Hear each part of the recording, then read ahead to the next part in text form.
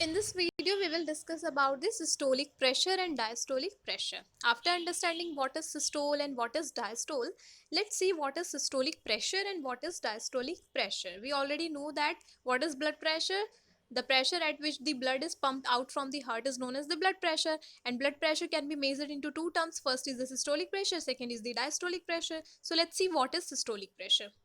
The maximum pressure at which the blood leaves the heart from the main artery during contraction phase is called the systolic pressure.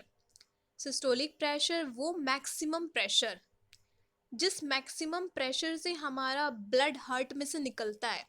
Heart में कहाँ से निकलेगा? जो main artery है ना, main artery या फिर उसको हम ऑर्टा भी बोलते हैं, ऑर्टा या फिर मेन आर्टरी के थ्रू हमारा हार्ट से ब्लड जो है वो बाहर आता है. मैकेनिज्म में पढ़ चुके हैं, ठीक है. मैकेनिज्म को इसलिए बार बार बोल रही हूँ कि उसको लर्न कर लो, उसको याद कर लो, उसको सब लोगों को वो पूरा ऐसे ही याद होना चाहिए. मैकेनिज्म दो फेज में डबल सर्कुलेशन होता है. डबल सर्कुलेशन कैसे होता है, कहाँ से ब्लड किधर जा रहा है, आर्टरीज का क्या काम है, वीन्स का क्या फंक्शन है, ये सबको याद होना चाहिए. तभी ये सारी चीज़ें जो होगी ना क्लियर हो पाएगी. तो वो मैक्सिमम प्रेशर जिस मैक्सिमम प्रेशर से हमारा ब्लड हार्ट से निकलता है through main artery, main artery से मेन ऑर्टा से होते हुए ब्लड हमारा हार्ट से निकलता है, तो उस टाइम पे हमारा जो हार्ट होता है वो कंट्रैक्ट कर जाता है और इस प्रेशर को बोलते हैं सिस्टोलिक प्रेशर.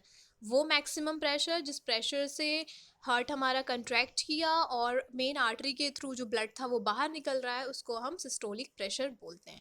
बस सिस्टोल आया, आपको कंट्रैक्शन याद करना है. बस कंट्रैक्शन के टाइम में, कंट्रैक्शन पीरियड के टाइम में जो प्रेशर जनरेट हो रहा है हार्ट के अंदर, उसको सिस्टोलिक प्रेशर बोलते हैं. इसके बाद ये जो ब्लड है ये हमारे आर्टरीज से निकलने के बाद कहाँ जाएगा? कैपिलरीज में जाएगा. पढ़ा था हमने, कैपिलरीज से देन फिर वीन्स में जाता है. तो आगे की प्रोसेस वो कंटिन्यू होगी. Next one is the sorry, next one is the diastolic pressure. What is diastolic pressure? The minimum pressure in the arteries during the relaxation phase of heart is called the diastolic pressure. अब एक बार heart contract किया, दोबारा फिर heart अपनी original position पे आएगा, relax करेगा, expand होगा, कंट्रैक्ट में स्क्वीज हो गया था. अभी पढ़ा था डायस्टोल में हार्ट क्या करता है? रिलैक्स करता है, एक्सपेंड करता है. तो जब अब हमारा हार्ट एक्सपेंड करेगा, अपनी ओरिजिनल पोजीशन में जाएगा, तो वहाँ पे प्रेशर नहीं होगा क्योंकि उस पर कोई फोर्स नहीं लग रहा, वो दब नहीं रहा है. हार्ट कंट्रैक्शन में दबता है तो प्रेशर जनरेट होता है, लेकिन अब रिलैक्सेशन में वो रिलैक्स कर रहा है तो वहाँ पे प्रेशर नहीं है, बहुत ही मिनिमम, एकदम ना के बराबर प्रेशर है. तो वो मिनिमम प्रेशर जो रिलैक्सेशन फेज में हार्ट के अंदर होता है, हार्ट की आर्टरीज में होता है, उसको हम क्या बोलते हैं? डायस्टोलिक प्रेशर बोलते हैं.